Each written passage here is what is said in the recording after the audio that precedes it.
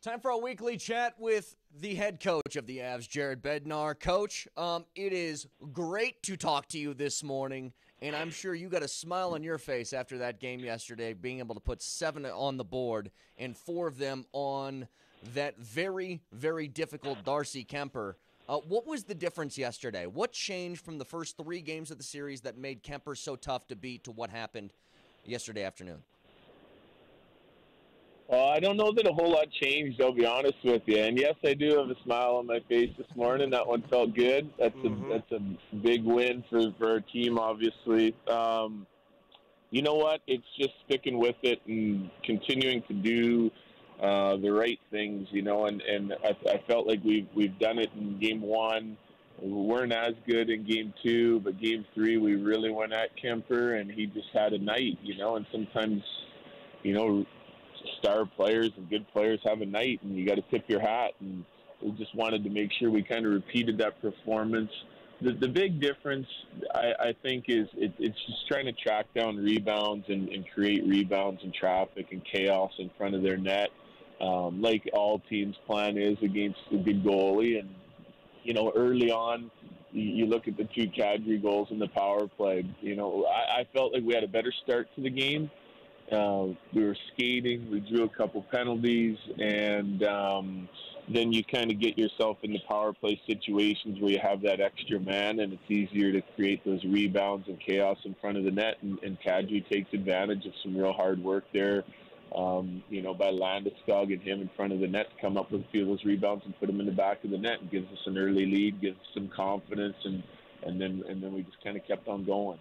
You know, Coach, I think what I like best about what I saw is that even after that Game 3, you guys, I mean, listen, you know you're in it. You're in the postseason. Things can happen. Goalies can get hot.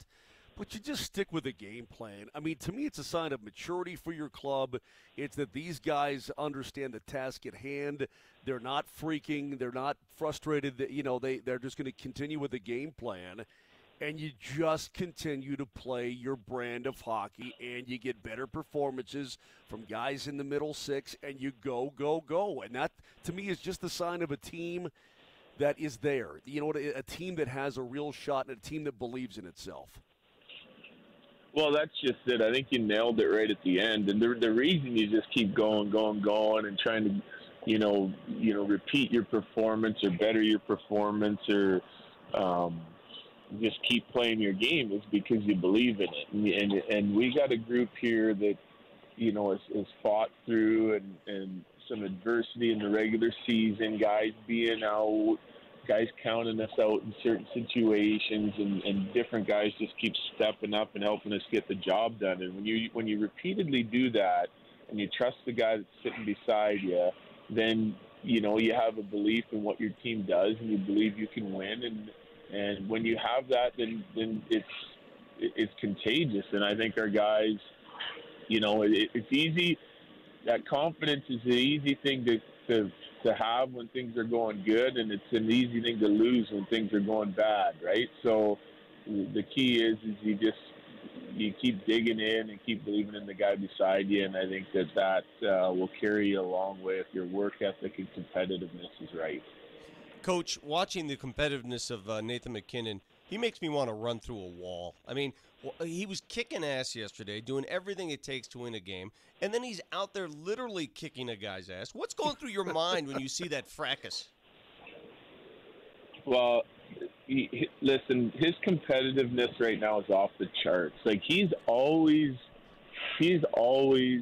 our leader when it comes to, you know, his deep desire to win and be the best, and like his daily approach to the game, practice games, gym, off season, in season, doesn't matter. Okay, but you know, this is a guy that's, you know, pushing 100 points every year, and you compare him and you look at him, the guys around the league, and then you watch what he's doing on the defensive side of the puck and and with his physical play in the last little bit since we've been in the bubble.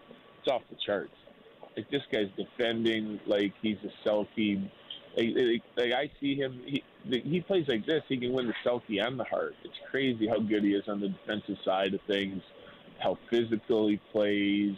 I mean, he's counter hitting guys to the ground. He's stealing pucks from the forecheck. I mean, he's really doing it all, and still putting up a point or two last night, you know, in every game, and that's hard to do come playoff time, especially when you're going both ends of the rink like he is. But to be honest with you, that's how you win. That's how you win championships, is when you have a guy and multiple guys that are willing to play as hard on the defensive side of the puck as they are going to get points at the other end. And it's happening right in front of you. I mean, he drug Fisher out of that pile yesterday. I loved how Landeskog makes a beeline for Krause. And everybody, the whole top line is out there, and they're all in it. He pulls Fisher out of the pile. He ragdolls him. But, Coach, the previous game, you talk about the reverse hit. He laid the lick on Osterley right in front of your bench on the reverse hit and put him flat on his backside. I mean, he's engaged in every aspect of the game. I wanted to fight right there. I just wanted to start fighting people. I want to fight. Yeah, like those are nervous moments for a coach because you're early in the playoffs and you see Makar go down with gets himself in a bad spot. I didn't think it was a bad hit. It's just he gets in a bad spot and he gets ridden in from behind. Our guys take exception, which is great. I would have too. It's just, and then you see your whole top line go in there, and next thing you know, Nathan McKinnon's fighting, and you know. But at the end of the day, you need that passion and fire and togetherness, and so it's great. I mean, I absolutely love it. I just, you know, you want to make sure everyone skates out of there laughing and smiling, which they did, instead of, you know, holding something and going to the room injured. So it's you know, all good.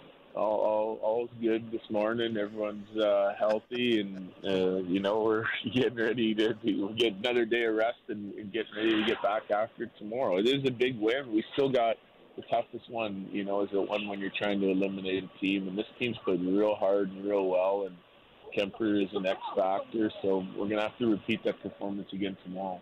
Coach, you said all good, everybody's healthy. That include Burakovsky? You know what? I haven't checked in with him. He you know, when you've seen it, he took a shot, right? So, you know, medically, there's nothing wrong. Is he going to be sore? Yeah. Is he going to be fit to play tomorrow? I'm not sure. But that's the issue with him. It's you know, we don't have any medical news to report except for that one hurt and that one stung. He got it in a bad spot.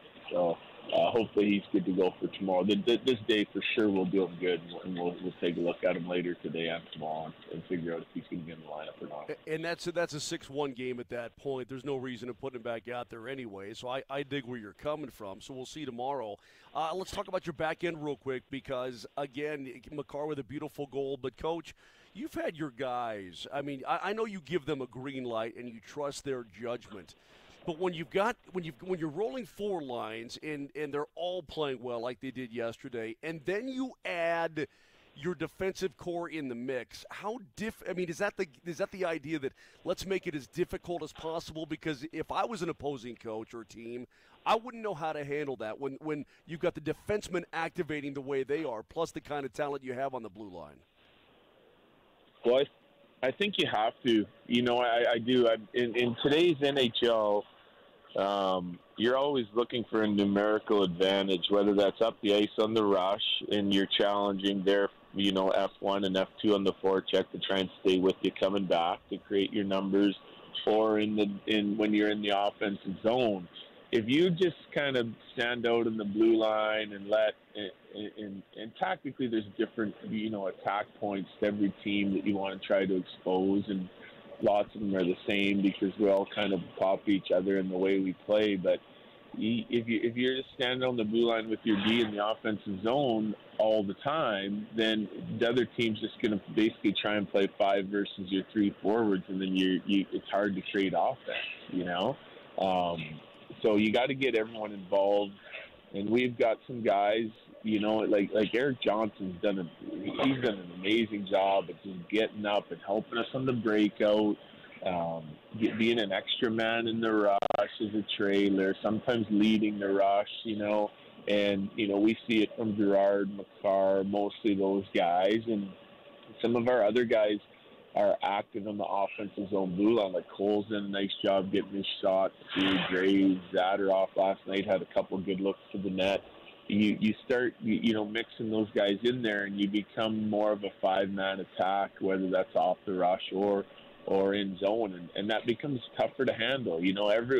Now one guy makes a mistake on the other team, and you're creating a scoring chance because everyone's involved instead of them playing 5 versus 3 against you in the D zone all the time. Coach, you just snowplow a team, and it's human nature, I guess, to let the foot off the pedal. But how do you impress upon your team? Let's end it tomorrow. Let's get some chill time before round 2. Well, you hit the nail on the head there. I think that's our job as a coaching staff, right? So we discuss it. Like we just go to our team in a mature manner and go over, which we've been doing the whole series. Like, this is our mindset. What do you think Arizona's mindset's going to be tonight? And what do you think they're saying in their locker room? And if you understand that, and you understand where we want to go, then, and what we want to do, then, for us, it's like we want to close them out. We want to close them out in our first opportunity, and that's tomorrow. And we'll just discuss it in a mature manner about how we got to go about our business. It's all about us at this point, and trying to repeat that performance from Game 1 and Game 3 last night, and we'll pull some real positives out of the game and show them why we had success, and we'll give them a couple warnings on what not to do, and away we go. It's Coach Bednar. Joins us every single Tuesday. Always appreciate the time, Coach. Thanks so much. Hey, thank you. Talk to you later, guys. Take care, Coach. Great job. And I'm sorry to say that, yes, Mark Moser did ask you about your back end. He did. That did happen. He asked the man about his back end on radio. Jared Bednar Show is brought to you by Audi Denver and Fifth Avenue Designs Jewelry. We're back in 3 minutes.